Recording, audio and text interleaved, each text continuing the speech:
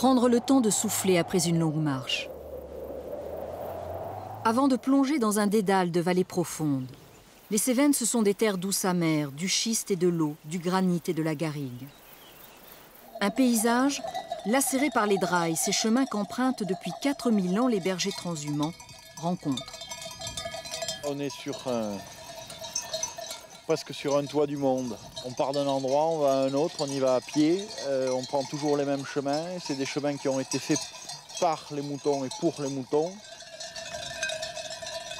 D'une transhumance à l'autre, hommes et bêtes ont façonné les Cévennes. Essayant de dompter une forêt qui est omniprésente, au point de devenir envahissante si l'on y prend garde. Là, on voit qu'elle pâture bien le genêt, on peut espérer qu'il soit contenu pour un bout de temps. Ah ben oui, Maintenir un équilibre entre la forêt et les espaces ouverts comme la lande ou les milieux humides, c'est la mission du Parc national des Cévennes. Car nous sommes ici au cœur d'une réserve mondiale de biosphère. Au cours de votre randonnée, ouvrez l'œil. Le parc abrite plus de 5000 espèces de plantes et d'animaux. Les espaces ouverts sont indispensables pour maintenir cette formidable biodiversité.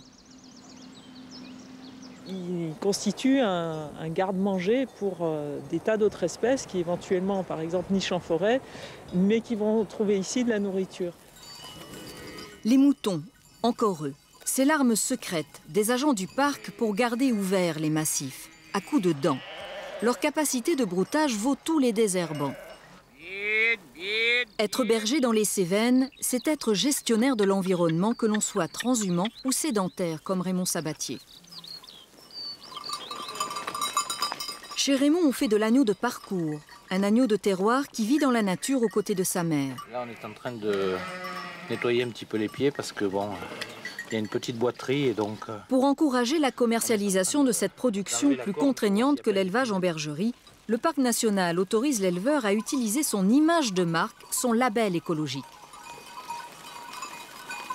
Étant donné que le parc est un territoire protégé, le label, c'est quand même quelque chose qui nous apporte. C'est une reconnaissance aussi de notre façon de travailler, donc pour nous, c'est important. Car le rôle du Parc national, c'est aussi de maintenir une activité sur ces terres. Plusieurs milliers d'habitants y vivent toute l'année. Et c'est au rythme de la marche que l'on découvre cet âpre pays, adouci par l'homme au fil des siècles.